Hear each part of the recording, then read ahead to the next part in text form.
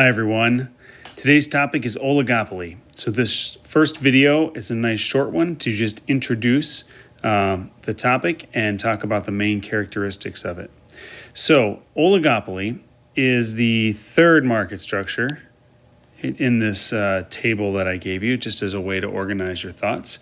And so we are going to start with this section, right, with the three main characteristics of oligopoly. Or oligopolistic markets. So, the characteristics. First one has to do with the number of firms. The second one has to do with the type of products. The third one has to do with barriers to entry.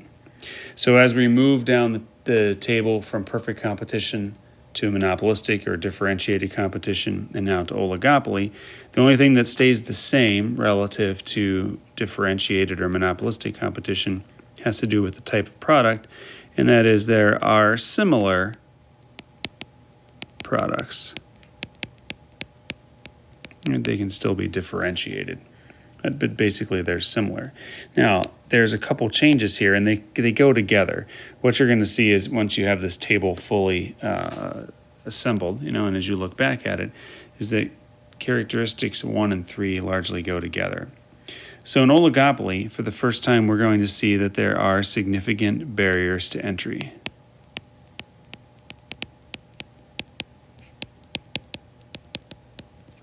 And the next video, we'll talk about some of the sources of barriers to entry.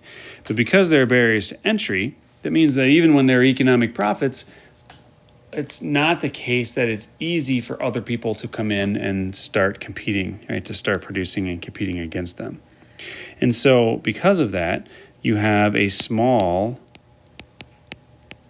number of producers or sellers, right? So there's a small number of firms.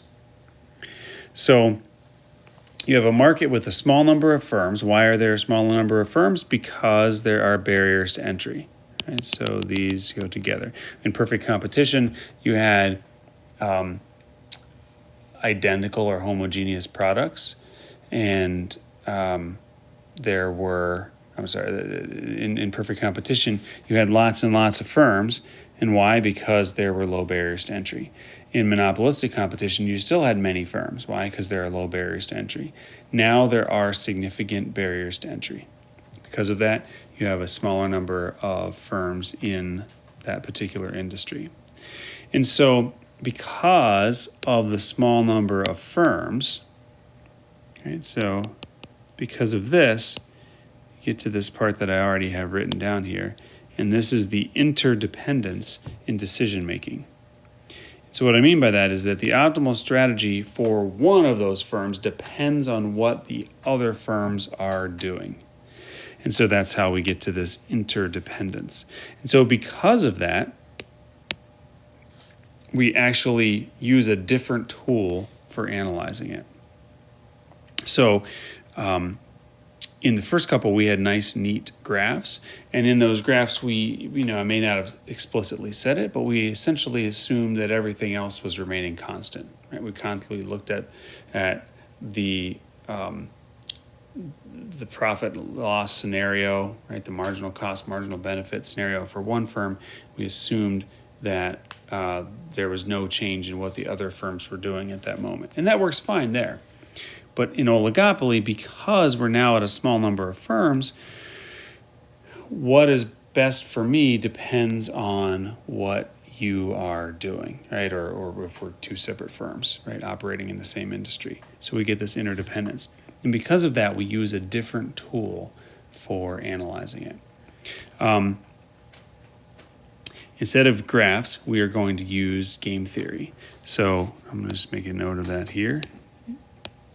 Use game theory as the tool to analyze.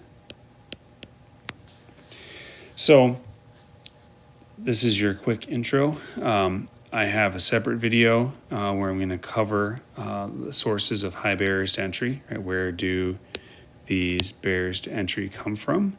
And then we're going to spend some time learning about game theory and how to use that as a tool to think about what should a firm do in terms of output and pricing decisions in a world where there's a small number of firms, and what's optimal for one depends on what the others are doing at the same time. So that's where we're headed. We'll pick up in a series of shorter videos to analyze that information.